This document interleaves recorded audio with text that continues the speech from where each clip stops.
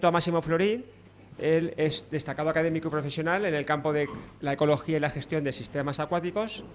Su trayectoria académica comenzó con una licenciatura en Biología Ambiental en 1985 en la Universidad Autónoma de Madrid y actualmente es profesor titular de en la Universidad de Castilla-La Mancha, donde se está especializado en tecnología del medio ambiente en el Departamento de Ciencia y Tecnología Agroforestal. Y sin más, Máximo, todo tuyo, porque ahora eres tú aquí el...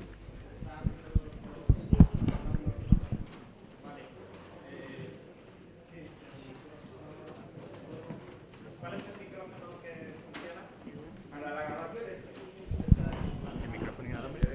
Yo me voy a mantener aquí. Hola. Ah, vale. Sí, este es para grabar, ¿no? Vale. Entonces yo me voy a quedar por aquí a un lado de... A ver, me voy a echar aquí a un lado. La idea que tenía yo es algo un poco distinto de una mesa redonda convencional. Y lo hemos discutido. Muchas gracias a las personas asistentes y sobre todo a Alianza por el Clima y a los ponentes tan destacados. Voy a hacer un brevísimo resumen, que es que tenemos una historia en el ámbito del agua y de la agricultura y de la conservación de los humedales en el territorio de la Mancha Húmeda. Alberto nos lo ha explicado bastante bien, un poco también José Manuel. ¿No se me oye? Ah, vale.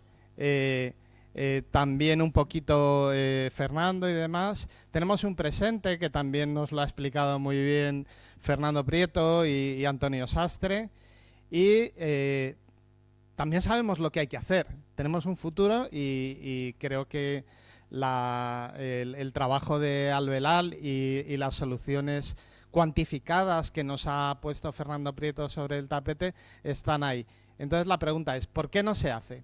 Y la respuesta, o al menos esa es una pregunta que tal vez pueda ser un poco provocativa para las personas asistentes y a la que me gustaría que se fuera respondiendo en clave de... No sé si han visto ustedes el programa este que hay en la tele ahora de 59 segundos. Es decir, con intervenciones cortas, ¿vale? ¿Que puede ser con debates cruzados? Sí, pero no monopolizando el tiempo, que, lo siento, pues nos ha quedado poco tiempo. Y la idea es que esa solución aflore de abajo arriba. Fernando Prieto y yo...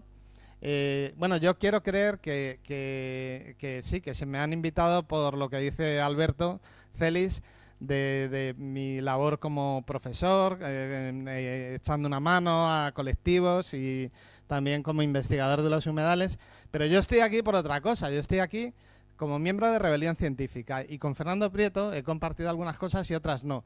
Por ejemplo, no comparto estar imputado como él por haber llevado una bata blanca tuneada y las manos sucias.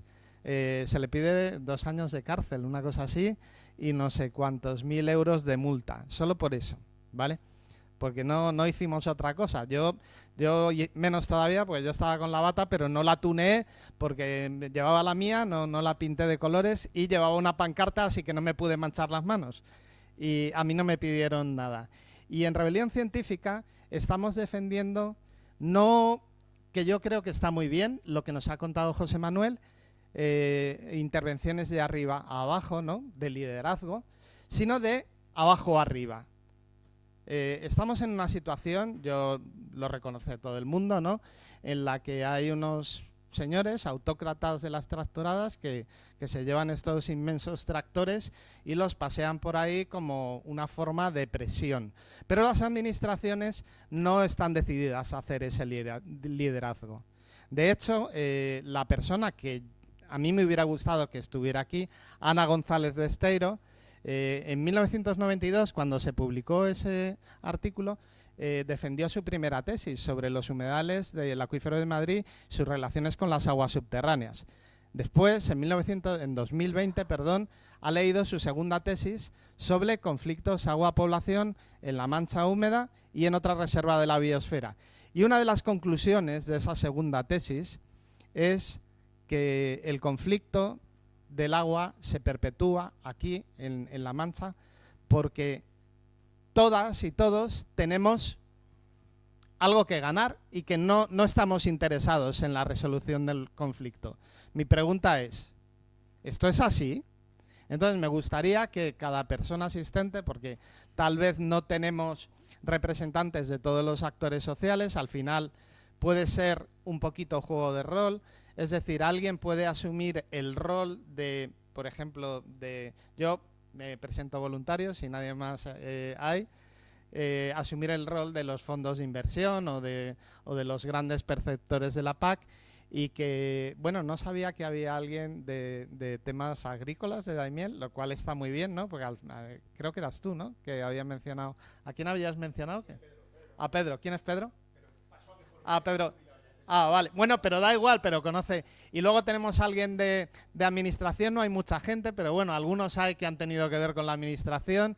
Y en el fondo me gustaría que interviniera todas las personas que están aportando cada una ese mínimo que considerarían irrenunciable en un consenso de mínimos para elevar de abajo arriba esa solución que falta en el liderazgo político que tenemos actualmente, ¿no?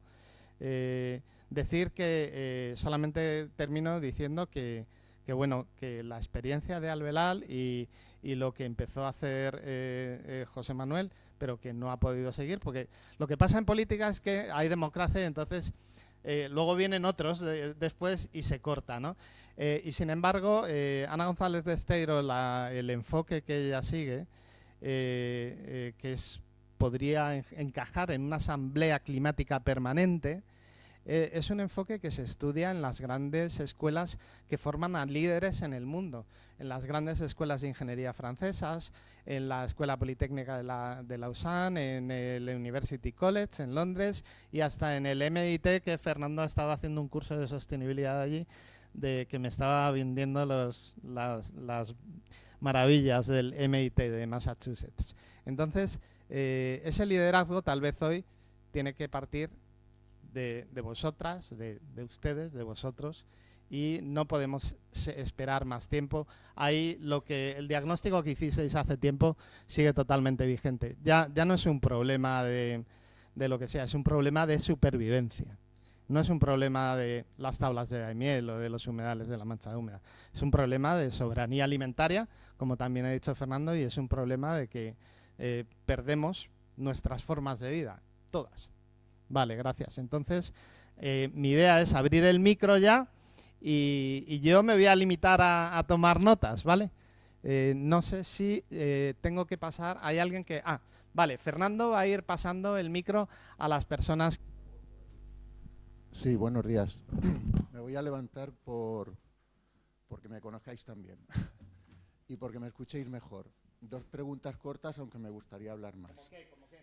Soy Julio Plaza, profesor del Departamento de Geografía y Ordenación del Territorio, vecino de Alcázar de San Juan desde toda la vida y también agricultor a tiempo parcial.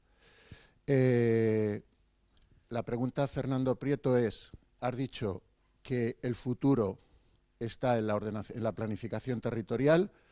Me gustaría que nos definieras muy brevemente cómo concibes la planificación territorial, que ya aviso, aclaro, no es la planificación urbanística, es la planificación territorial.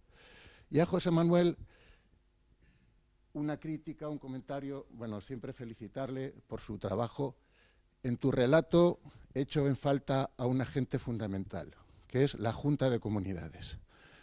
Han pasado 50 años del Parque de las Tablas, pero también 50 años de aprobar nuestra Constitución y los Estatutos de Autonomía de Castilla-La Mancha. Hay una competencia, artículo 148 de la Constitución española, que es la ordenación del territorio. La única política que no se ha puesto en marcha en la Junta. ¿Qué responsabilidad tiene la Junta en esa narrativa que tú has dicho de no haber introducido la reconversión del regadío y la valorización del agua subterránea como un patrimonio? Nada más.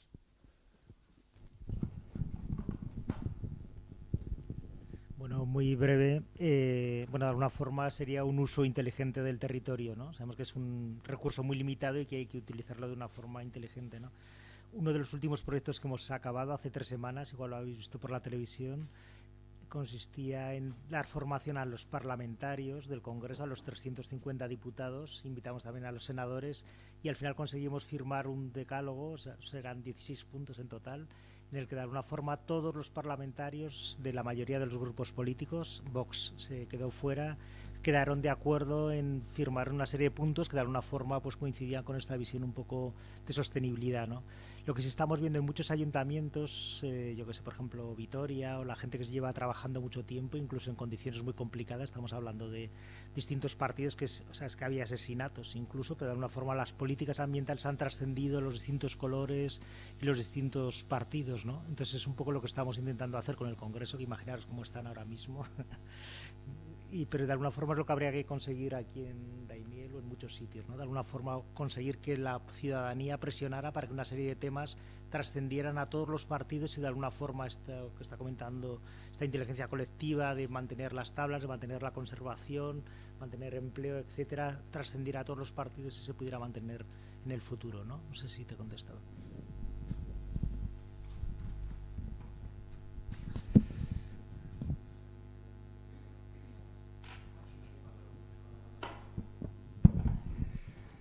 Julio, estoy totalmente de acuerdo contigo.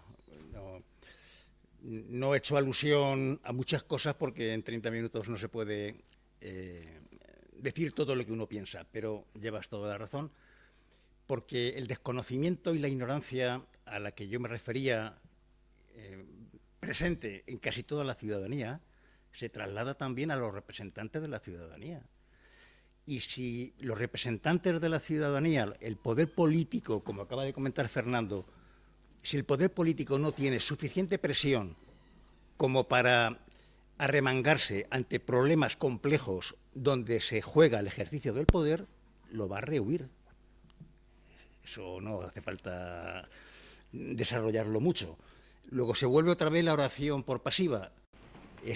Está muy relacionado la exigencia ciudadana, la movilización ciudadana con la resolución de los problemas por parte de quien tiene la competencia. En el caso de ordenación del territorio, la Junta, y en otros sectores más, porque la delegación de competencias en nuestro Estado autonómico pues, prácticamente deposita en las comunidades autónomas casi todas las estrategias de desarrollo, ¿no?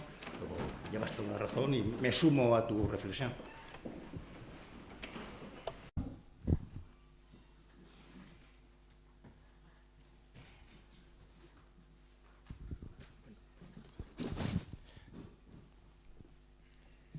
Soy José Ramón Aragón, que he sido delegado de Agricultura y comisario de aguas. En el año 2016 entramos en la comunidad autónoma, ¿no? No, la comunidad europea. Inmediatamente se entra en vigor también la ley de aguas. La ley de aguas, lo primero o más principal que tiene es hacer actuar, que ya estaba todo muy alterado.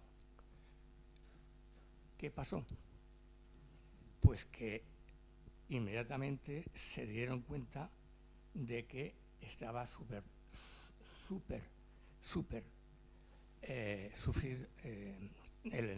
perdón por esto porque tengo un problema. Estaba sobreexplotada. Y se limitó radicalmente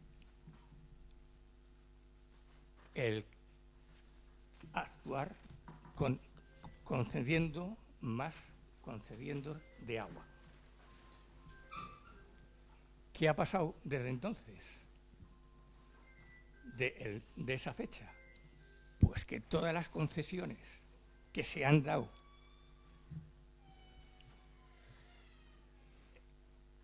dado, son ilegales.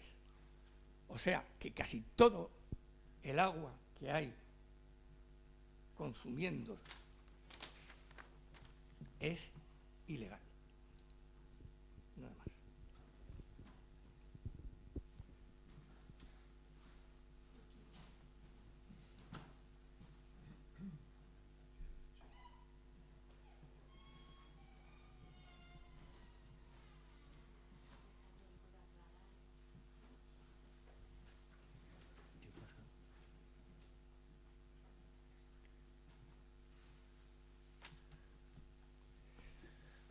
Yo puedo sugerir que alguien hable, me gustaría conocer su opinión.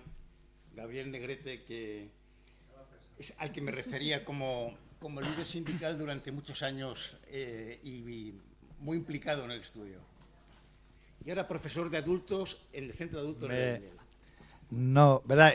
Me vais a permitir que no me levante, porque además de manco permanente, soy cojo temporal. Espero que sea cojo temporal.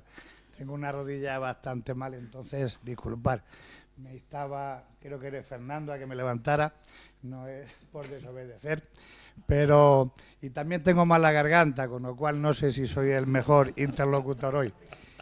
De verdad que me ha gustado venir, vine por incitación de mi hijo y cuando veníamos esta mañana veníamos con un discurso un poco pesimista. Me ha gustado mucho tu intervención, porque bueno, me han gustado todas y he aprendido de todas. El relato de José Manuel ya lo conocía un poco, me ha gustado recordar cosas y es verdad que fue una época donde se llegó con mucha frescura a la vida política y social en Daimiel y es verdad que creo que se dieron avances que lamentablemente hoy están truncados o al menos paralizados. No sé si soy el mejor interviniente hoy, estaba pensando en pedir la palabra. ¿Por qué? Porque a una fuerza de poder parecer dogmático y enclavarme en posiciones izquierdistas tradicionales, yo todavía sigo siendo marxista en el método de análisis de la historia, veo con bastante desesperanza el futuro. Muy cierto lo que has dicho. No hemos sido capaces, no fuimos capaces de que la gente humildes, sencillas y normales viesen la necesidad del agua, la necesidad de mantener, como se ha dicho aquí, la supervivencia. No ha calado, sigue sin calar. Pero además creo que con un sistema liberal, con el sistema liberal en el sentido clásico, en el sentido económico, en el sentido político, no vamos a poder transformar esto. Peleamos aquí contra muchísimas cosas. Peleamos aquí contra, contra el cuarto poder, que es la prensa, no, el primero, el poder económico, el político y el mediático son todo uno, están todos unidos. Y peleamos ahí contra un gigante para el que no tenemos un David. Yo creo que sin políticas intervencionistas firmes y decididas no va a haber cambios. Si los esperamos de la presión del pueblo, que estaría muy bien y que sería inmediato, eso es lo bueno que tiene la democracia, que si hay presiones, pero antes decía el compañero que está coordinando, Máximo, que vemos tractoradas, no son la mayoría, pero tienen capacidad de convocar y de hacerse presionar, y los demás nos callamos. Y que conste que yo tengo familia muy próxima que son agricultores y están sensibilizados con esto que estamos diciendo aquí. Pero digo, tiene que ser con políticas intervencionistas, con políticas sociales o socialistas, si se quiere, firmes y decididas, con las que se pueda revertir esta situación. Y yo no lo veo en el horizonte. No lo veo en este sistema democrático. Creo que ante lo que decís que es evidente, creo que no hay que tener una brillantez ni una inteligencia fuera de lo común para ver que hay una alarma social, para ver que el barco se hunde y que está más cercano de lo que parece, pero eso no cala y contra lo que decís gente seria y a la que yo os creo más, además de los datos y del rigor y de la explicación y de la argumentación, os creo porque no os lleváis nada, no tenéis ahí cuestiones climatísticas, a nosotros sí, pero contra eso está la Monsanto, están las grandes internacionales, están los medios de comunicación, básicamente, y me gustaría equivocarme, pero no veo un horizonte muy alentador. Siento haber sido tan pesimista en mi intervención.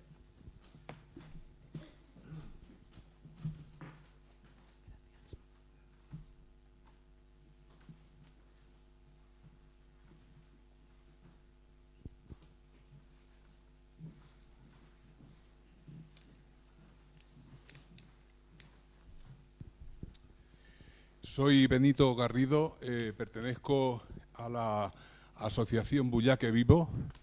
Estamos intentando trabajar por la supervivencia de uno de los ríos con un nivel medianamente aceptable de la provincia de Ciudad Real. Y quería poner sobre esta mesa también, además de la legalidad o ilegalidad de las extracciones, como ha referido José Ramón, además de la deslocalización del agua, además de las cantidades de agua, quería poner sobre la mesa la calidad.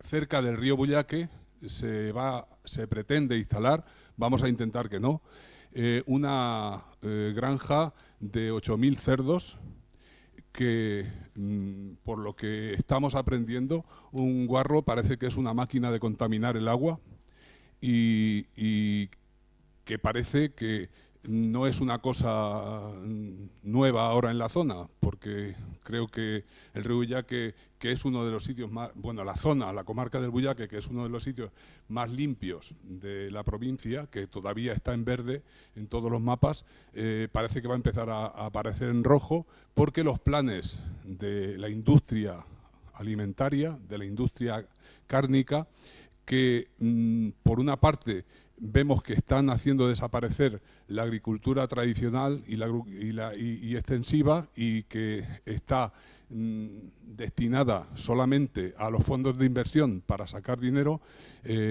pues va a intentar, con el apoyo de la Junta de Comunidades, que parece que está valorando que las grandes industrias orienten hacia este tipo de instalaciones, pues pienso que es algo sobre lo que tenemos que reflexionar y sobre lo que tenemos que actuar.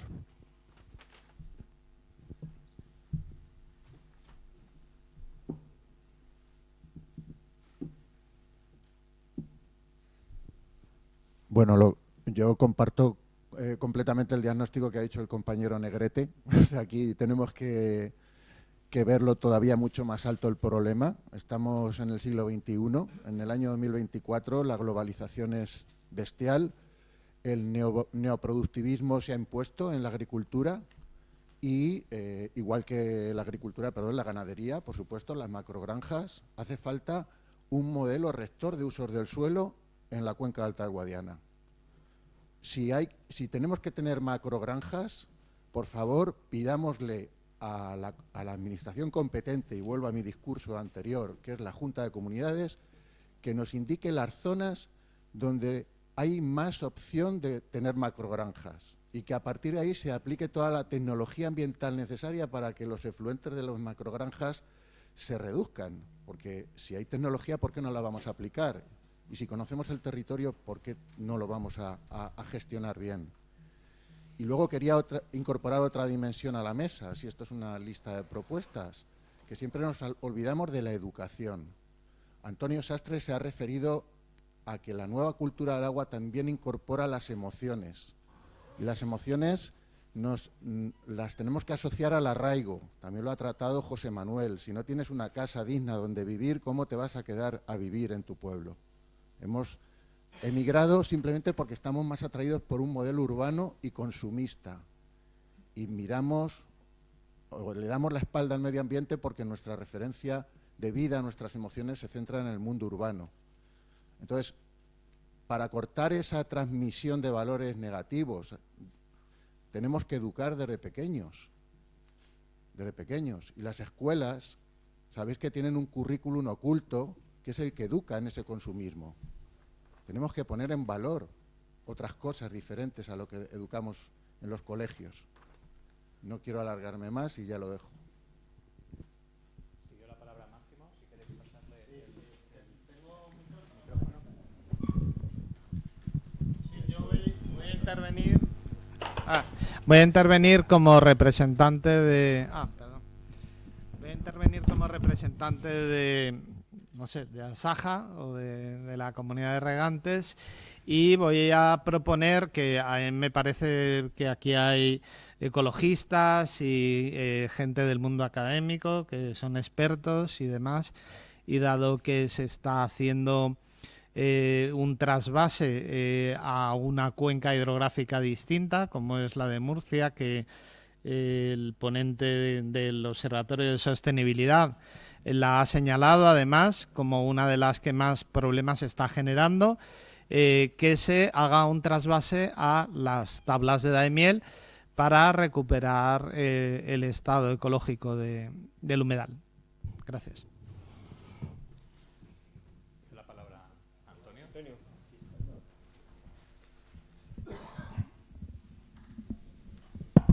Bueno, yo creo que el aspecto, el escepticismo que planea sobre la sala tiene un dato objetivo, ¿no? ¿Cuántas personas de aquí tienen menos de 35 o 40 años? Es que ese es el tema, ¿no? Estamos y eso nos pasa en la universidad. En la universidad, cuando se hace alguna actividad de extensión universitaria, que se decía antes, el Día de los Humedales, el Día del Medio Ambiente, o con motivo de algún acontecimiento extraordinario regional, pues estamos los profesores, el personal de administración y, en todo caso, los padres de algunos alumnos, pero los padres, no los alumnos, estudiando sus hijos ambientales. O sea que esto es un problema de decadencia social bien importante. Al hilo de lo que lo comentaba José Ramón Aragón y también la persona que intervino ahí al fondo, Julio y Máximo, con el tema de las macrogranjas. Yo no sé cuál es el objetivo o cuál es lo que están pensando las administraciones a este respecto. Porque es que no se puede concebir que se siga pensando este tipo de negocio al que destinan al cerdo 0,68 metros cuadrados por bicho. Es decir, pero vamos a ver, si es que un cerdo es como casi es como una persona en cuanto a tamaño, en cuanto a exigencia. Tener a un bicho metido en 0,68, 0,7 metros cuadrados, eso es lo que más, eso es la norma de construcción. Lo único que hace el bicho es levantarse y tumbarse durante los 8 o 10 meses que está ahí. Eso no se puede, bueno, y por supuesto cagar y crear un problema tremendo en el entorno. No sé qué están pensando las administraciones a este respecto, pero ahí incluyo a todas, desde la nacional, la regional y los ayuntamientos, que en muchos casos son los adalides de esa actividad. O sea, es patético el planteamiento. Pero más patético es cuando uno estudia los estudios de impacto ambiental que tienen que presentar, los pretendidos estudios de impacto ambiental que tienen que presentar el promotor. Hombre, por Dios.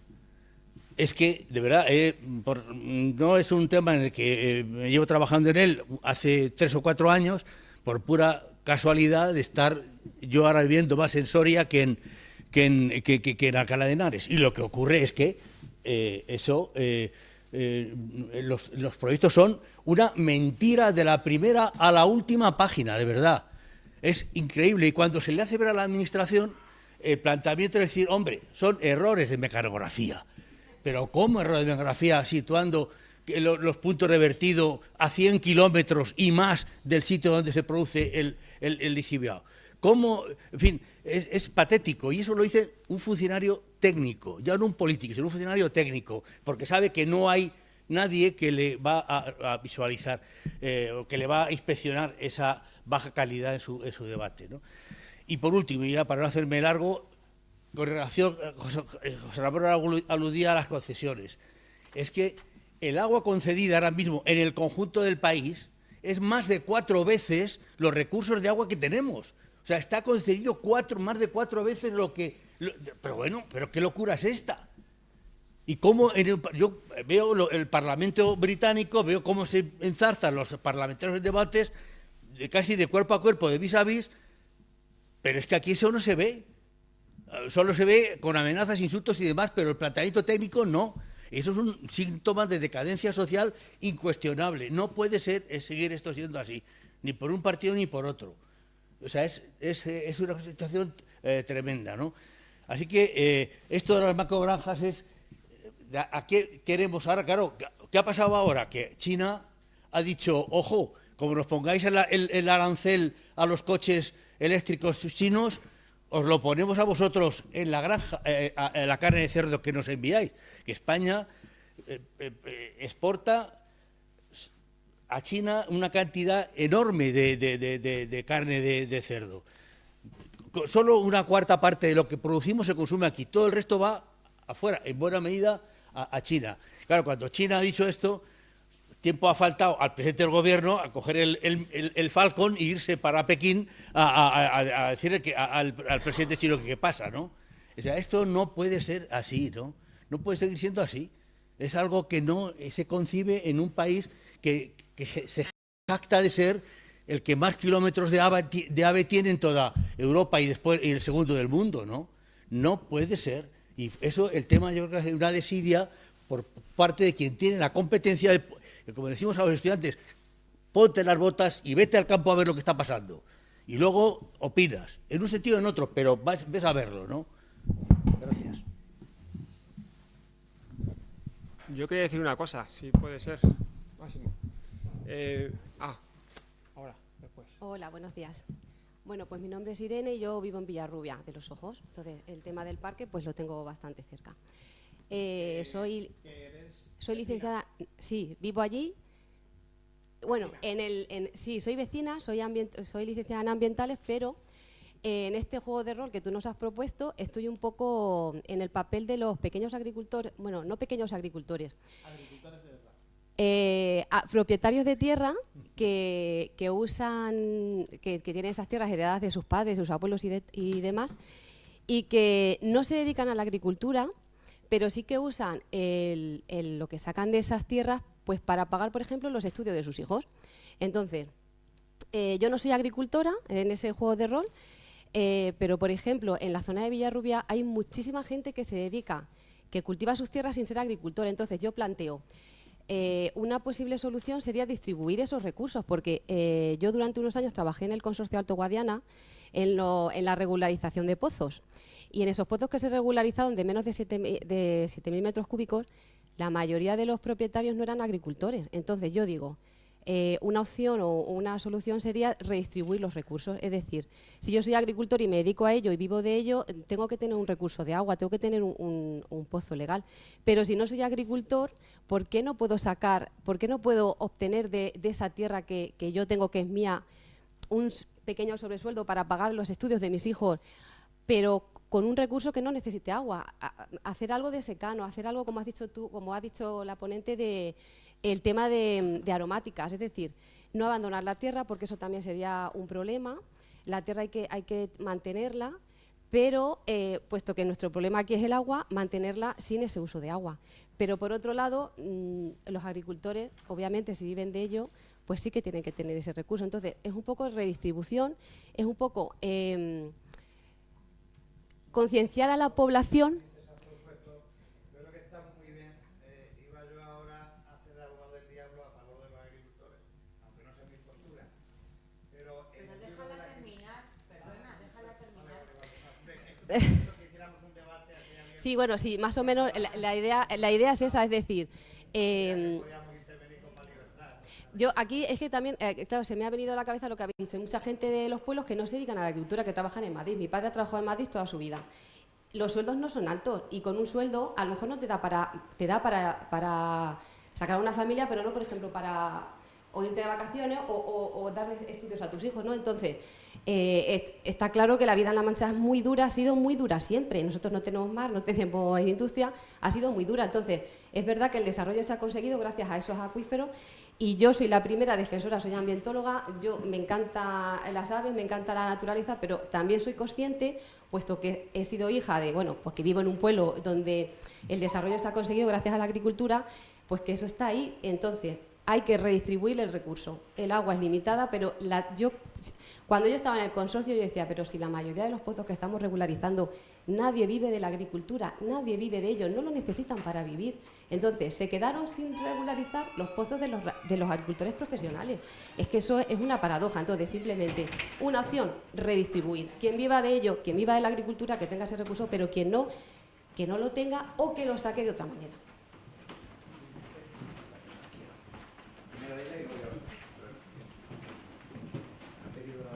Hola, buenos días. Soy Patricia, representante en el Consejo Local de Medio Ambiente de Valdepeñas, de Ecologistas en Acción.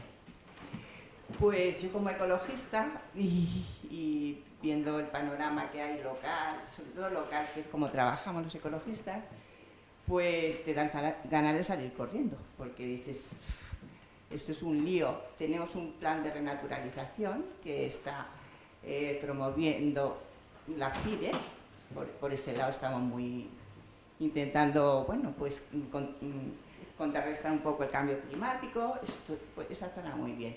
Pero tenemos también un proyecto de minería de tierras raras dentro del municipio, que son 9.000 hectáreas y 500 pocillos que contaminarán todo el acuífero del río Jabalón, afluente del Guadiana. Y hay otro proyecto, a la vez, muy oculto, porque no se ha hecho público, que es una planta de hidrógeno verde, que se comparte también con Daimiel, Manzanares y Moral. El proyecto, nadie sabe de qué va. Y claro, no es contaminante, el hidrógeno verde no es contaminante, pero se necesita mucha agua para hacer hidrógeno verde. Igual que va a sacar tierras raras, mucha agua. Claro, ahora mismo en Valdepeñas el agua se trae de 40 kilómetros del pantano de Fresneda, que es de otra población, evidentemente. Porque el pozo que tiene agua está contaminado de nitratos. Y entonces dices, pues, no sabes por dónde empezar, o dices, yo no quiero abrir más melones, que es que me da un ataque. Y esa es la situación que tenemos los representantes de los ecologistas en los municipios. Gracias. Yo quería intervenir para hacer también una autocrítica. Creo que aquí un problema que existe es que se ha hecho una división entre naturaleza y cultura o agricultura, como si fueran dos cosas diferentes, o dos frentes, o dos actividades que están enfrentadas. Entonces, esto creo que es un error. Y esto es uno de los principales errores cuando se declaró el Parque Nacional, porque era reserva biológica y agricultura, ¿no? En vez de entenderlo como una cosa que interacciona. No se puede entender, o sea, esa diferencia entre naturaleza y cultura no existe en la realidad, y por eso experiencias como la de Catalina y la de José Manuel son tan interesantes, porque evidencian efectivamente eso, que esa separación no existe en la realidad. Entonces, ¿qué hacer ante esto? Yo lanzo dos cosas que yo creo que se pueden hacer, y en las reuniones preparatorias con Alianza por el Clima lo he trasladado porque creo que es fundamental entrar en contacto con regantes y con agricultores. Yo estuve trabajando en un movimiento que se llamaba Movimiento por las Tablas y el Guadiana, que estaba intentando pues, hacer esto que cuento, que ciudadanos se implicaran en esta problemática y que no entendiera esta separación de agricultura y cultura, ¿no? Incluso se creó una mesa por el agua en el Ayuntamiento de Daimiel que reunió a todos los partidos que tenían representación por aquel entonces. Una de las últimas iniciativas que tuvo este movimiento y que al final pues entró en una larga letanía y perdió fuerza, pero una de las últimas cosas que se habló que se podían hacer era entrar en las comunidades de regantes. Antes ha hablado José Manuel de que se reúnen hasta 1000 regantes en estas reuniones. Tiene una fuerza muy grande y creo que las confederaciones, como comentaba Antonio, puede ser una buena herramienta, y las comunidades de regantes están para ayudar a las confederaciones y para que en este caso el Alto Guadiana pues sean realmente un Alto Guadiana, es decir, que exista el Guadiana y que existan los afluentes, ¿no? Y entonces, ¿en qué medida pues los movimientos ciudadanos o ciudadanos a nivel particular o agricultores que estén llevando a cabo proyectos de agricultura regenerativa o de agricultura ecológica, en qué medida esta masa, que no es muy grande, pero algo hay, puede entrar en estas asambleas, en estas comunidades de los regantes, porque no parece que sea suficiente que los representantes de la ciudadanía, que son los políticos en las reuniones que se hacen en estas asambleas, sea suficiente, ¿no? También para nivel informativo, porque, y esta es otra cosa que también quería poner encima de la mesa, recientemente por motivos profesionales estoy más cerca de Andalucía y veo que allí esa separación, ¿no?, entre agricultores y organizaciones, por ejemplo, ambientalistas, no es tan grande. Yo he estado en mesas como esta, similares en Sevilla, donde puedes ver en la misma mesa y firmando cosas conjuntas, manifiestos, a COAG, UPA, ASAJA,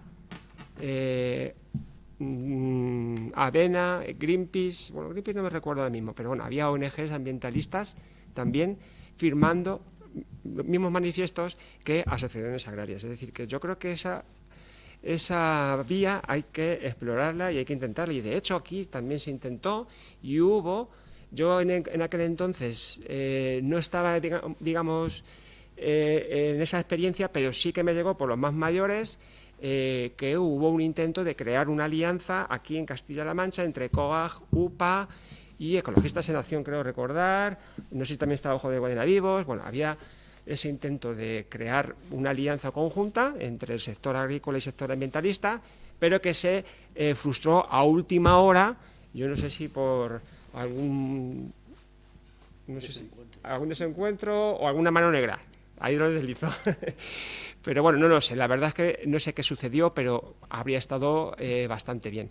Entonces, bueno, yo animo también, por la Alianza por el Clima, a que explore la posibilidad de poder entrar en contacto con agricultores y que también vea la manera de introducirse en las comunidades de los regantes, porque creo que es ahí donde se vulgarmente, como se dice, se parte el bacalao, ¿no? Esto va en consonancia con el papel tan importante que tienen las confederaciones cuando hablamos de administración y de lo que hay que hacer. Pues yo creo que las confederaciones tienen aquí un papel fundamental. Punto final. Muy breve. Se hablaba aquí también de los trasvases de agua. Los trasvases de agua son ilegales si son entre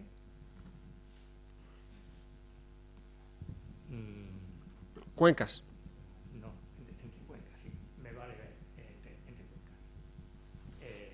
Y eso está en la directiva de aguas. ¿Vale? Además de que son muy costosos en términos económicos, eso nunca se cuenta. Bueno, si se hace la suma de lo que cuesta traer agua trasvasada del Tajo, pues eso lo podrían decir también. Y se pueden atacar como delitos ecológicos.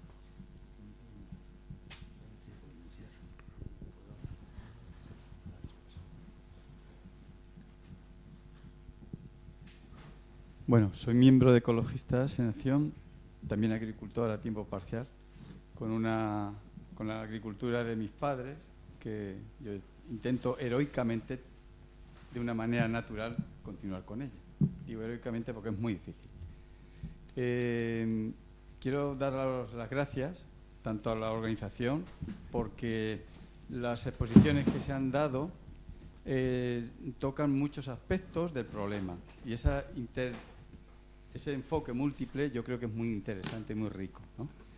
Y también por la calidad de vuestras aportaciones, que ha sido muy buena a pesar de la limitación del tiempo. Así que gracias y felicidades, ¿no?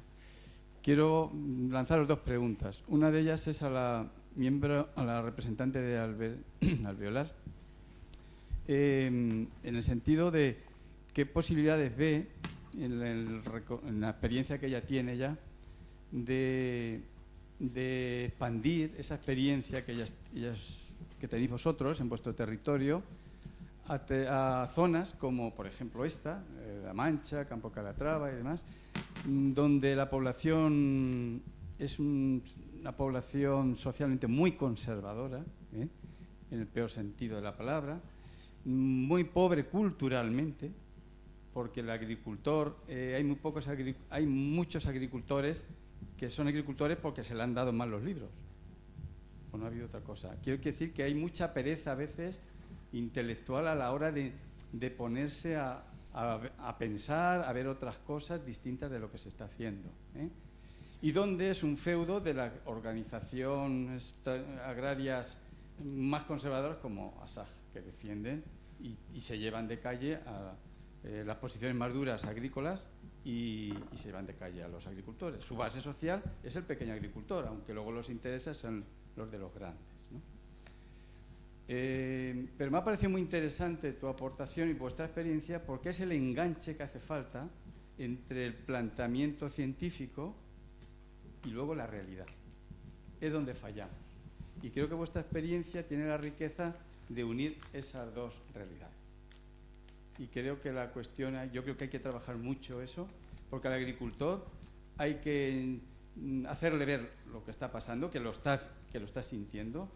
Hay que darle algunos medios y facilidades y también hay que acompañarlo. Creo que esas tres funciones las estáis cumpliendo. Y luego a los miembros a los científicos que hay aquí, os haría la siguiente pregunta. Que me comentarais estos expertos que hablan de que hay más agua que se puede sacar y utilizar, que me dijerais algo.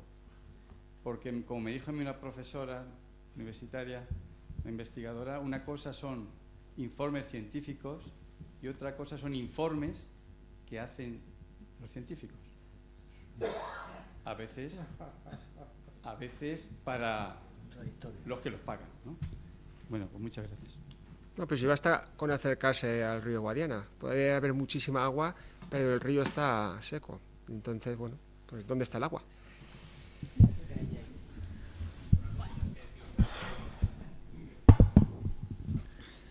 Vale. Bueno, ¿es posible expandir el modelo Alveolal? Por supuesto. De hecho, con esa idea, no nació Alveolal con esa idea, pero sí que nació, como he dicho antes, la Fundación Alan con esa idea. Y de hecho, en la zona de La Mancha colaboramos con la Fundación FIRE, en concreto con el profesor Rey Benayas, con José María, y bueno, ellos tienen un proyecto que, bueno, no abarca todo el territorio que puede abarcar Alveolal, ¿no? Pero sí intentamos que trabajen en ese modelo de los 4 retornos, ¿vale? ¿Es difícil? Sí, claro. Alveolal puede ser incluso más conocido exteriormente que dentro de nuestros propios municipios, en algunos de ellos, ¿vale? Esa tarea aún la tenemos pendiente, no hemos terminado. ¿Cómo lo podemos ir haciendo? Bueno, vamos a trabajar, por ejemplo, con la administración local. Los ayuntamientos sí que los tenemos a la mano, ¿no? Y al final, algunos pues, habéis sido o hemos sido parte de esos ayuntamientos, con lo cual ahí podemos llegar a más población local. Quizá también invitaría a cambiar el orden de las preguntas, ¿no? En vez de esperar que alguien haga algo por nosotros, la pregunta sería, ¿qué puedo hacer yo? ¿Qué puedo aportar yo para cambiar esto? ¿No? Quizá haya que preguntárselo así, aunque sea difícil, ¿no? Y en base a eso empezar a movernos y a trabajar. Insisto, no es fácil. ¿Vale? No es por quitar esperanza. Y luego también porque tenemos la obligación moral, en base a lo que comentabas tú antes, o para mí existe la obligación moral de dejarle a los que vienen detrás, por lo menos esto como lo recibimos de nuestros padres, ¿no? O si es posible algo mejor, pero por lo menos trabajar en que esto se quede así, no se deteriore más, ¿no? Y bueno, organizaciones agrarias conservadoras ahí están también, ¿eh? No creo que hay que trabajar, lo he dicho antes, hay que trabajar con todas las entidades. A veces quien menos esperamos puede ser quien más nos ayude. No se trata de ser de derechas, de izquierdas, de UPA, SAJACOA. Yo mis primeros años laborales fueron precisamente en un sindicato agrario. No sé yo si trabajaban por los agricultores. Seguro que les apoyaban muchísimo, pero, lo siento, es una opinión personal mía, ¿vale? Pero al final también se mueven por intereses particulares, ¿no? Como todos nos movemos. Al final es la conciencia de cada uno y el trabajo de cada uno. Puesto en común llegaremos más lejos, ¿no? Y no sé si os puede apoyar. Por supuesto, la mano de Albelal o el ejemplo de Albelal, ahí está, ¿no?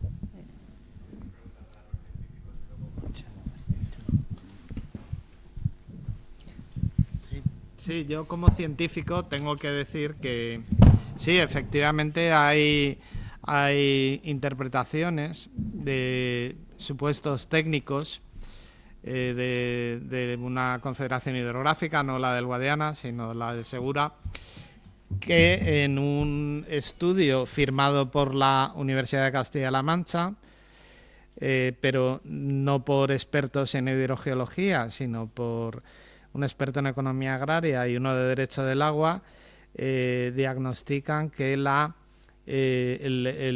forma de cálculo de la evaporación en el plan hidrológico del Guadiana vigente, que es incorrecta.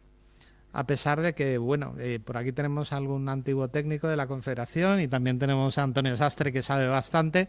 Lo que puedo decir es que esos cálculos no los ha hecho la Confederación Hidrográfica del Guadiana, sino uno de los centros más prestigiosos de ingeniería en España, que es el CEDEX, y que además es razonablemente independiente desde el punto de vista político e ideológico. Ahí hay un poco, como acaba de decir la compañera de Albelal, hay un poco de cada casa, es decir, son técnicos. Al menos es mi visión, ¿no? Y curiosamente ese informe, que no se firmaba tampoco con declaración de conflictos de interés, esto es algo que la sociedad debería exigir, que todo lo que hagamos los científicos se firme y si hay una declaración con conflicto de interés se declare. Pero estas cosas no se hacen y en la prensa sale: la Universidad de Castilla-La Mancha dice no sé qué. Bueno, la Universidad de Castilla-La Mancha somos muchos investigadores, muchos profesores y no dice nada. Eso lo dicen dos señores que no saben de aguas subterráneas y un tercero que ni siquiera es de la Universidad de Castilla-La Mancha y que además, aparte de haber estado expedientado por su propia administración donde trabaja, resulta que ha actuado como lobista en la Unión Europea y que por lo tanto me refiero a las asociaciones de agricultores y que por lo tanto debería declarar su conflicto de intereses. Gracias. Creo que Antonio quería decir algo y luego intervengo como consejera de Desarrollo Sostenible. No, espera. Ay, sí. Un segundo solo. Sí. O sea, mi escenario, al contrario de lo que se está diciendo aquí, incluso lo que ha dicho el amigo catedrático, es que estamos en una situación muy favorable, somos capaces de imaginar un futuro sostenible y tenemos la capacidad, la inteligencia y la fuerza de poder cambiar las cosas, ¿de acuerdo? tenemos experiencias muy positivas que se han hecho en otros sitios, sabemos lo que queremos que haya un parque nacional que funcione, queremos que haya mucho agua, queremos que que se limiten los regadíos en determinadas zonas, pero podemos vivir todos bien y todos mucho mejor. O sea, tenemos el paradigma de la sostenibilidad y tenemos la capacidad de hacerlo. En el momento que seamos capaces de convencer a esta mayoría social y a toda esta gente, que vamos a ver que es muy complicado, es que todo el mundo va a querer. Es como las placas solares en los tejados. Es que todo el mundo quiere una placa solar en el tejado porque ahorra energía. Y esto va a ser mejor, va a venir más turistas, va a venir más gente, o sea, es que vamos a ganar todos, van a ser mejores los suelos, vamos a ser capaces de fijar población, como hemos visto. Entonces no lo hacemos, pues es cuestión más nuestra, ¿no? Entonces yo creo que somos capaces a partir de aquí, pues iniciar, ¿sabes?, a pesar de todo lo que se ha hecho, un futuro más sostenible, ¿no? Perdón. Bueno, en relación con esos pretendidos recursos que siempre gravitan por ahí en el imaginario de algunas personas, claro, esa es una de las consecuencias del que las aguas subterráneas no se ven. Claro, todos vemos un río, el río Jiguela seco, y claro, y también es también la consecuencia a veces de utilizar terminologías que no son las adecuadas. Hablamos de masa de agua río Jiguela, cuando el río Jiguela puede separarse seco 20 años sin ningún problema. Claro, es que a las cosas hay que llamarlas, yo creo que conviene darles el nombre adecuado a la Directiva Marco. Ese término, masa de agua superficial o subterránea, es un término que aparece en la Directiva Marco, que está muy bien para Alemania o para Francia o para Holanda, pero aquí en nuestro país, desafortunadamente, esto no es así. Y hablar de masa de agua río cuando el río no existe, pues lo normal es que el agricultor diga, pero qué río ni qué demonios, el chiste que he puesto del roto en la presentación, ¿no? Pues eso, corregido y aumentado, ocurre con las aguas subterráneas. Todavía está, quien más que menos ha oído hablar, o conocerá alguno, o incluso alguno de ustedes se haya animado a ello, al tema de los zahoríes. Agarrarse la varita y hacer así, y entonces la varita sube, porque a nada que hagamos así con el dedito, por simplemente física, el movimiento se traduce a la vara, y lo que está detrás de esas personas, porque es un conocimiento empírico del territorio, y cuando hay una determinada formación, saben que ahí, en virtud de su experiencia, puede haber, personalmente saben que puede haber agua, pero de ahí al caudal que puede dar o las posibilidades que puede tener, pues cero patatero. A más, como dicen los catalanes, todos tenemos la experiencia de cuando nos hemos operado, cuando nos hemos torcido un pie o tenemos una cicatriz, cuando cambia el tiempo, la reuma, como dicen por ahí, pues aparece. Pero claro, si nos vamos a montar en un avión, yo creo que todos elegiríamos a una corte de físicos de la atmósfera en el centro de control de Barajas que una corte de recién operados y tullidos puestos allí para que, en virtud de cómo se produzca la reacción, darle el parte al piloto, ¿no? Claro, yo creo que pues con esto pasa esto, las aguas subterráneas. Claro, en Madrid, voy a tener alguna diapositiva, pero no es el caso ahora castigarles con eso a estas alturas del campeonato. Las aguas subterráneas en Madrid es uno de los mantras que han movido a la historia de la hidrogeología en España, porque España ha sido un país muy centralista, y lo que ocurría en Madrid tenía que ir bien fuera de Madrid, y lo que iba mal en Madrid tenía que ir mal fuera de Madrid. Y eso es lo que ha ocurrido con las aguas subterráneas. En Madrid las aguas subterráneas fueron un problema tradicionalmente, hasta el punto, recuerden ustedes, que Felipe II traslada la capital a Valladolid. Más allá de que hubiera por ahí algún válido que intrometiera, Felipe II estaba harto con los problemas del abastecimiento, o sea, de la disponibilidad de agua, que no abastecimiento de agua en Madrid. Entonces, siempre ha sido un tema conflictivo y siempre ha sido un objeto de duda.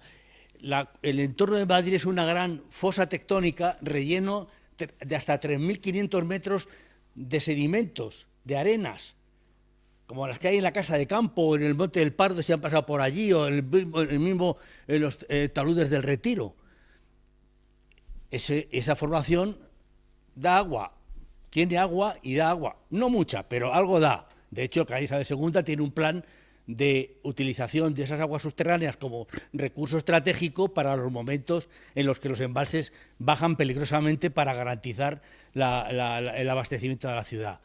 Pero claro, esas aguas, 3.000 metros, 3.000 metros por una porosidad de 0,15, 0,20, es muchísima agua. Pero, amigo, cuando se hacen las prospecciones, cuando se ha investigado en detalle el asunto, ocurre que a partir de 600, 700 u 800 metros, que ya son metros, que son los pozos que tiene el canal de Isabel II para esas emergencias de Madrid, el agua es salada. Y lo mismo ocurre aquí. Aquí es una fosa tectónica rellena de sedimentos de diferente naturaleza que los de Madrid, pero ocurre lo mismo. Claro, si hacemos unos números fáciles, pues sí, claro que hay muchos metros cúbicos, pero es que ese agua no vale para nada. Entonces, no vale para el uso convencional.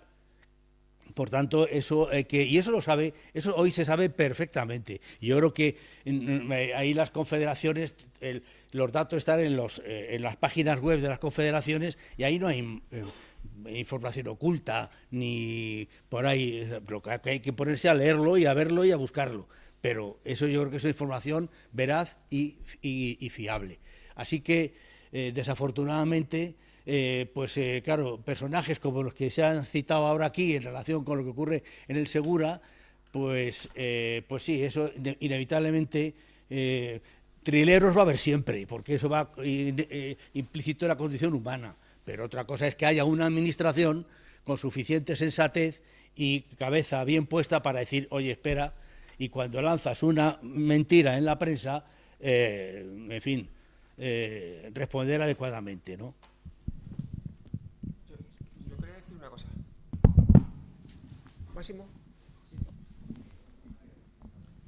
Sí, como consejera de Desarrollo Sostenible, bueno, lo primero que quiero demandar, que si los pozos no están, como decía el representante de la Confederación o ex representante de la Confederación y antiguo delegado de Agricultura, pues lo que urge es la regularización de los pozos, igual que se ha hecho en el ámbito del Parque Nacional de Doñana, y también que se llegue a acuerdos como ha ocurrido en el campo de Cartagena, y en ese sentido nuestro gobierno regional ha creado una comisión para desarrollar el marco de actuaciones prioritarias para la recuperación del Parque Nacional de Tablas de Daimiel, y hemos hecho las primeras reuniones con grupos ecologistas, que creo que hay algún representante aquí, y con asociaciones de agricultores.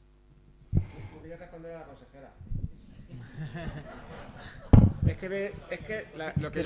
Yo quería hacer una intervención y me ha venido muy bien que hable la consejera, porque he leído las notas de prensa y he visto que se está preparando un marco de actuaciones prioritarias y me parece muy buena idea. Pero para no caer en errores anteriores, yo lo que le propondría es lo siguiente. Entiendo las presiones de los sindicatos agrícolas, entiendo que esas presiones afecten al político, porque es evidente que supongo que querrá ganar las próximas elecciones, pero creo que a lo mejor simplemente por sacudir esa presión y con ánimo de que el plan llegue a buen puerto, creo que para resolver ese conflicto del que se habla mucho, conflicto, ¿no?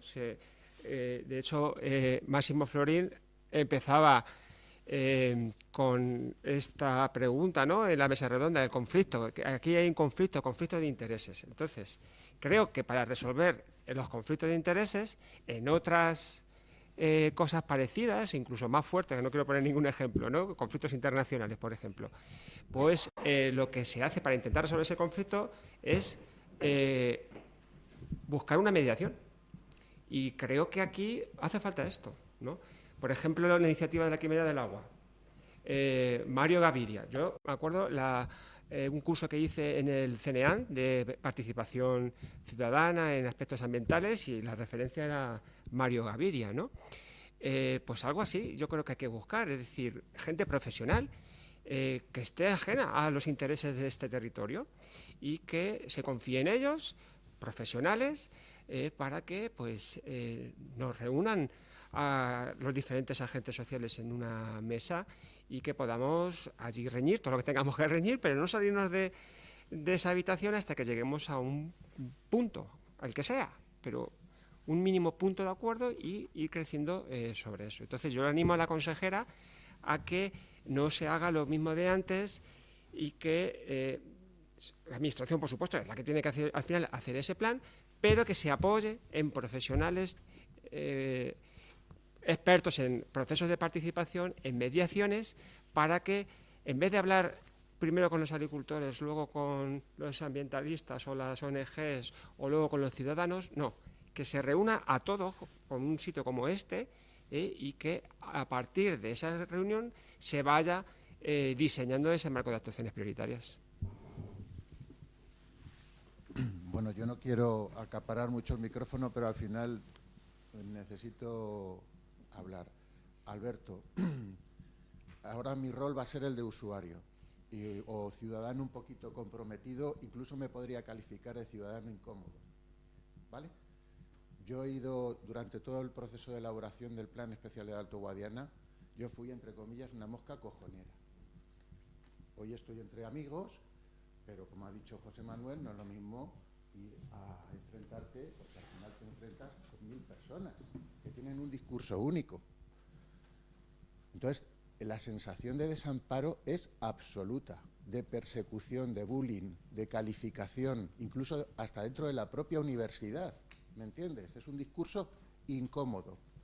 Entonces, la participación que tú planteas en las asociaciones de regantes, de verdad, no se la recomiendo por salud mental a nadie. El profesor Llamas, acordaros que acuñó un término que era la hidroesquizofrenia. En ese momento, el término lo acuñó a esa fijación que tenían determinados cuerpos de la Administración General del Estado por el agua superficial. Y no quiero poner más calificativos, tú lo sabes, Antonio.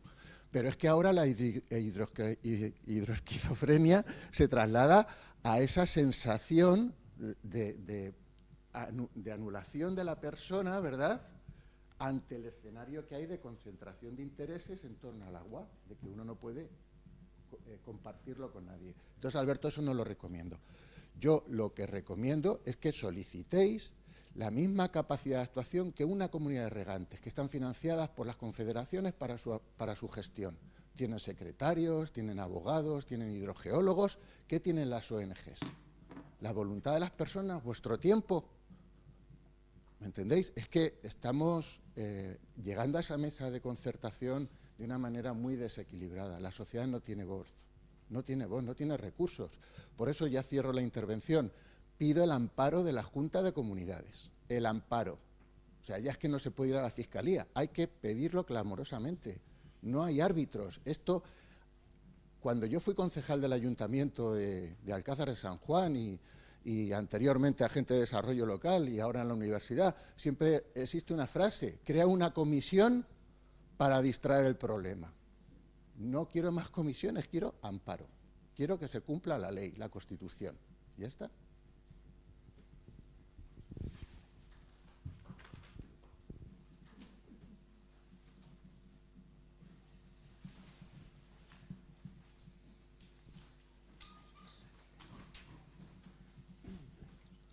Buenos días.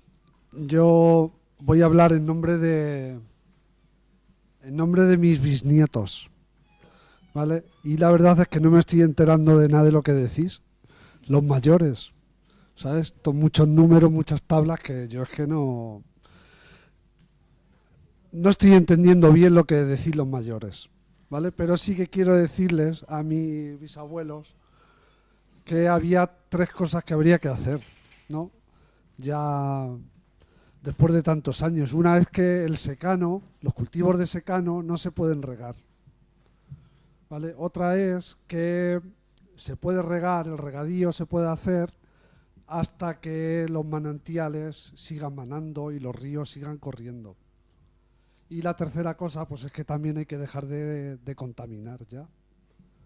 Entonces estas cosas pues serían prioritarias, básicas, para que hagáis ya desde ya, porque nosotros lo vamos a sufrir. Así que iros buscando las maneras, o con leyes, con obligaciones, con normas, para que estas cosas ya se arreglen de una vez. Nada más.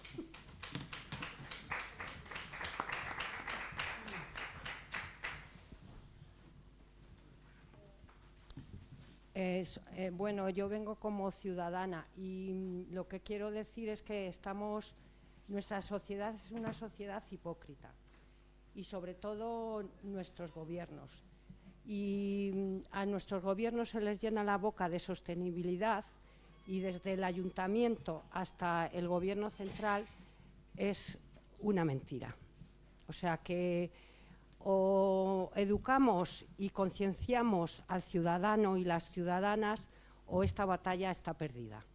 Es mi opinión, porque como ha dicho el compañero, se trata ya de pedir, como has dicho, amparo. Esto es pedir amparo, porque aquí la gente que tiene las administraciones es mentira. Habrá personas particulares que sí, pero es mentira. El resto es mentira. Se les llena la boca de sostenibilidad, pero sí es que lo vemos. Hasta la derecha, que todo eso lo ha dicho que era mentira, se le llena la boca de sostenibilidad.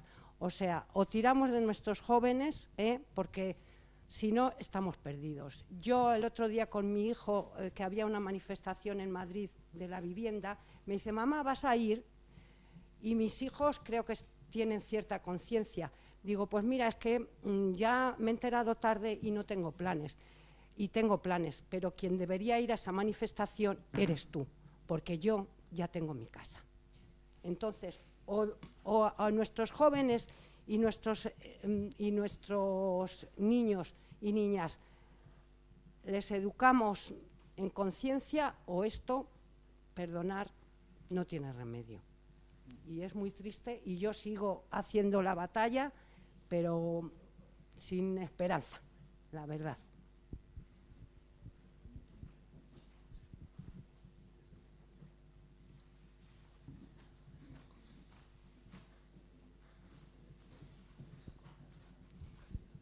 Hola, mi nombre es Cristina, también vengo un poco como ciudadana sensible a la ecología y quiero hacer dos preguntas. Y no quiero que se enfade el del medio porque es un poco insistir, un poco casi en lo mismo. Bueno, una es que tanto desde la Fundación Albelal como cuando habéis hablado de la Asociación Tierra y Agua, habéis nombrado que la primera financiación la habéis buscado en Europa. Y era un poco insistir, ¿preguntasteis en las administraciones si tienen algo de sensibilidad para financiar proyectos pequeños, que no estamos hablando de grandes proyectos, sino de pequeños proyectos, porque he visto que salía Triodos, salían bancos, gente, fundaciones que sí están... ¿Alguien en la administración tiene algo de sensibilidad para financiar pequeñas cosas? Esa es mi primera pregunta. Y la segunda es como un poco más allá. Cuando habéis hablado del Alto Guadiana, nadie ha hecho referencia al pantano de Peñarroya. Entonces, para mí, que el Alto Guadiana es pantano de Peñarroya y un poco más allá también. Entonces, desde que se hizo el pantano de Peñarroya, ¿no empezó toda la decadencia ahí del Guadiana? ¿No empezó ahí? Porque de la gente que conozco yo, que son mayores que yo y que me contaban que en la Alameda de Cervera pasaba el río y había pozas y había una alameda, y desde el pantano de Peñarroya aquello no se hizo un caudal ecológico, nunca se ha pedido ese caudal ecológico para el Guadiana. Esas son las dos cosas que quería plantearos. Yo, aprovechando que está aquí el micro, sí, efectivamente, presas en la cabecera del Alto Guadiana no tiene sentido ninguno.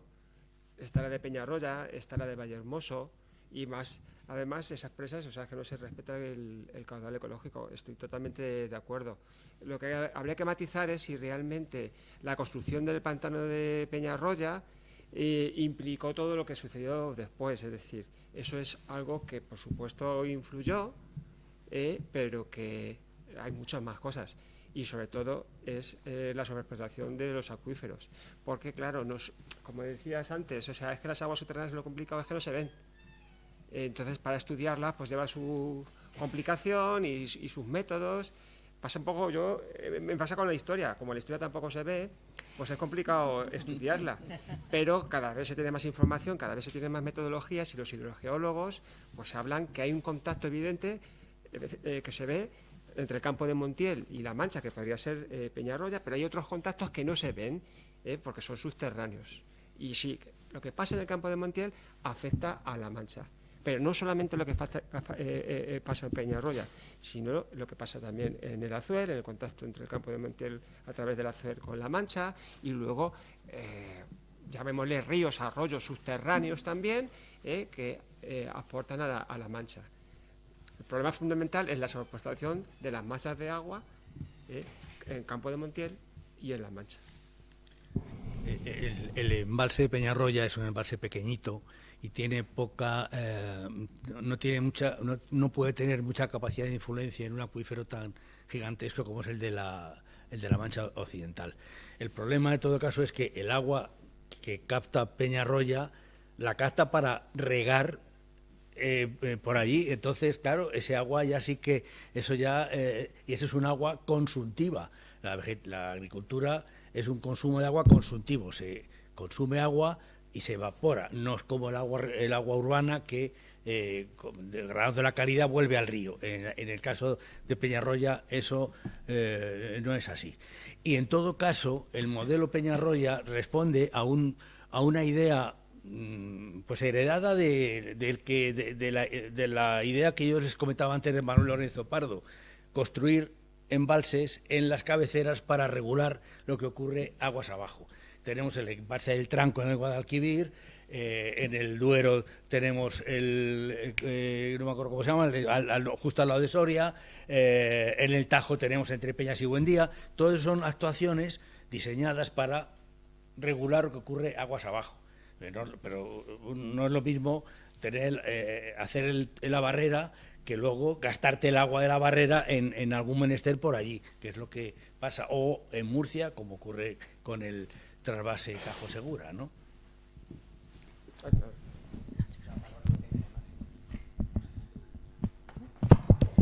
Bueno, Albelal cuando nació o cuando surge Albelal no nos planteamos evidentemente pedirle a ninguna administración, porque en el primer momento fue Commonland quien ya venía con la financiación, ¿vale? Es decir, era una fundación privada y no se nos ocurrió pero bueno, hay que tener en cuenta que cuando se habla de administración, ¿en qué nivel de administración estamos, no?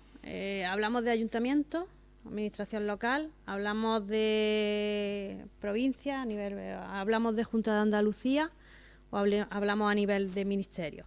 A nivel de ayuntamiento, bueno, lo hemos pensado, sí, pero conociendo la capacidad económica de los ayuntamientos, ahora mismo ni se nos pasa por la cabeza. ¿Por qué? Pues porque pueden tener menos recursos que podemos tener nosotros, ¿vale? Sí sé que en la zona de La Mancha tenéis una fundación, la Fundación Global Nature, os la he comentado antes, que ellos sí que trabajan con ayuntamientos y hay algunos ayuntamientos que le aportan una determinada cantidad, entiendo que no va a ser muy grande, pero bueno, que les permite hacer algún tipo de actividad formativa o algún tipo de actividad. Nosotros con otro tipo de administraciones, como puede ser la Junta de Andalucía, lo que tenemos son proyectos, ¿vale? Solicitamos proyectos cuando se convocan, he hablado antes, grupos operativos, y con el Ministerio tenemos dos en concreto de la Fundación Biodiversidad. Evidentemente son proyectos que tienes que presentar y luego justificar muy, muy bien. No es la mejor vía de financiación, o por lo menos no es la que a nosotros nos gusta. Hay que decirlo también, ¿vale? Pero evidentemente no renunciamos a ella. Eso, como intentamos trabajar o hacerlo, evidentemente una persona de nuestro equipo se dedica a la búsqueda de financiación. para mantener la entidad, porque al final somos una asociación sin ánimo de lucro, ahí está, pero tenemos que pensar que tenemos que funcionar como empresas. No generamos economía, no generamos recursos, pero necesitamos esos ingresos para poder seguir haciendo lo que estamos haciendo. ¿Vale? Entonces, la administración está ahí, la más fácil de llegar es el ayuntamiento, pero el ayuntamiento hay que ser realistas, somos ayuntamientos pequeños, no tienen en su... De hecho, algunos son socios nuestros, o sea que... Ahí.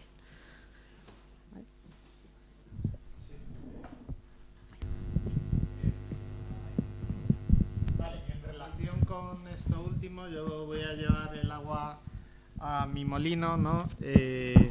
A ver, lo que... ¿Se ha ido ya la persona que ha preguntado por lo de Peñarroya? Ah, ha sido tú. Ah, vale, no, es que pensaba que había sido otra.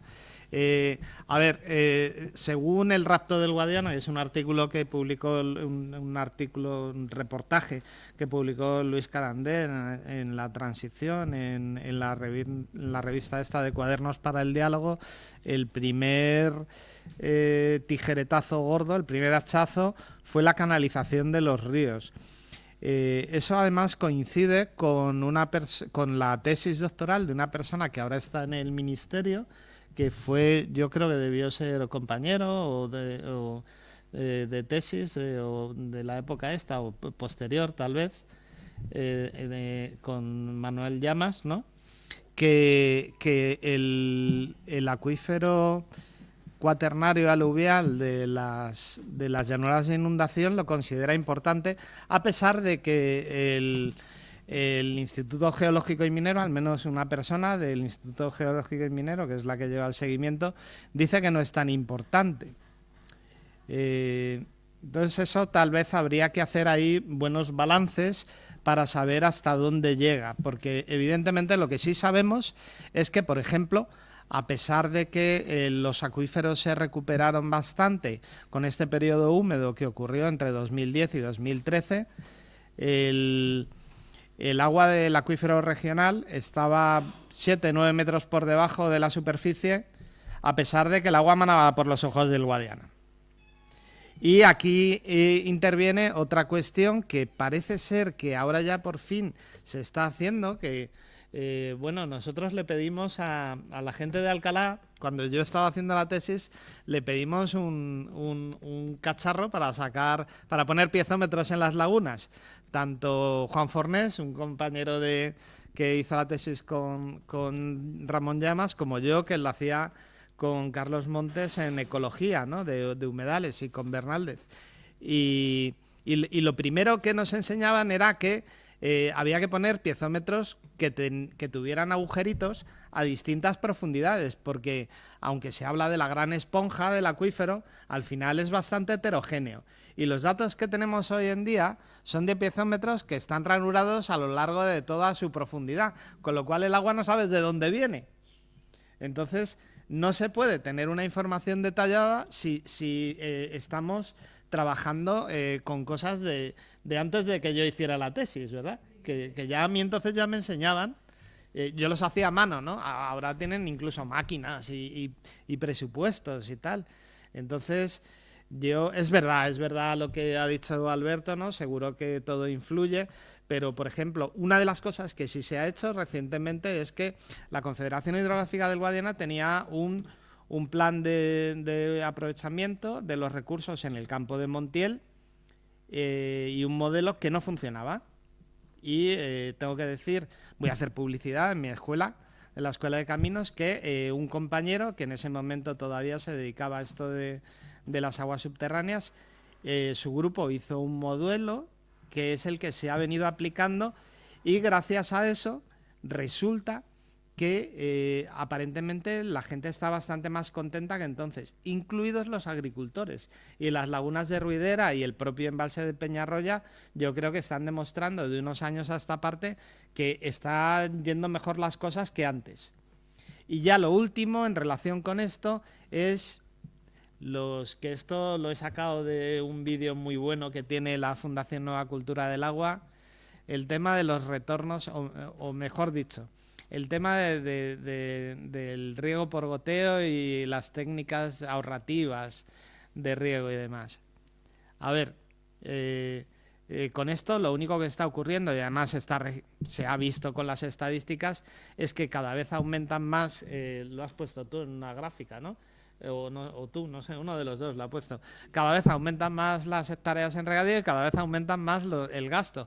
Es decir, es mentira, no está disminuyendo, no estamos ahorrando agua. Y una de las razones que creo que es muy importante es los retornos. Antes, cuando se regaba de una manera, entre comillas, irresponsable, una parte importante se infiltraba, recargaba el acuífero y terminaba en los ríos. Ahora, con nuestras técnicas súper, hiper sofisticadas de riego por goteo y demás, no llega a infiltrarse ese agua, es más, puede que incluso se evapore mucho más, ¿no? Dependiendo de las condiciones en las que está el suelo, y al final ese retorno no tiene lugar. En la Confederación Hidrográfica del Guadiana no he preguntado, pero le pregunté al del Tajo ¿y qué pasa con los retornos? Y no quieren ni oír hablar del tema. Ese es otro de los melones que no quieren abrir, y ellos sabrán por qué. A lo mejor Antonio nos puede contar algo más.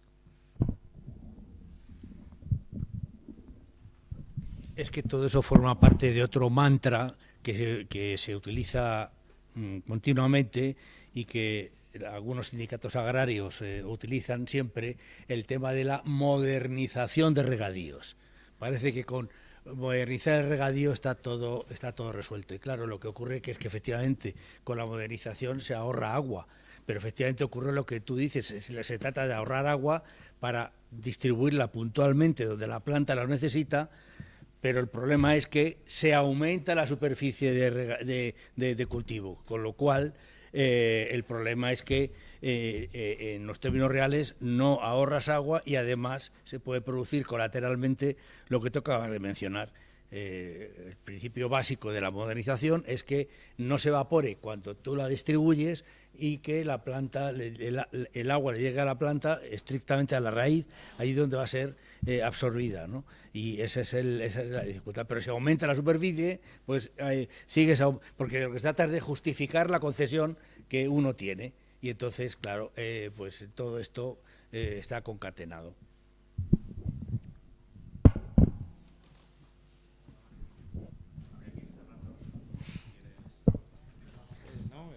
El maestro de ceremonias, ¿no? Cierras tú. Clausuras tú, ¿no? La jornada. Ah, sí, era verdad, te tocaba a ti. Bueno. Micrófono, te piden micrófono. Por supuesto, muchas gracias a todas, a los ponentes y a los asistentes.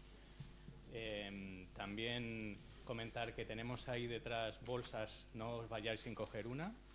Y lo más importante, porque es un debate estupendo y que los que estéis interesados o os apetezca, lo vamos a seguir en la SOGA. Y por mí nada más.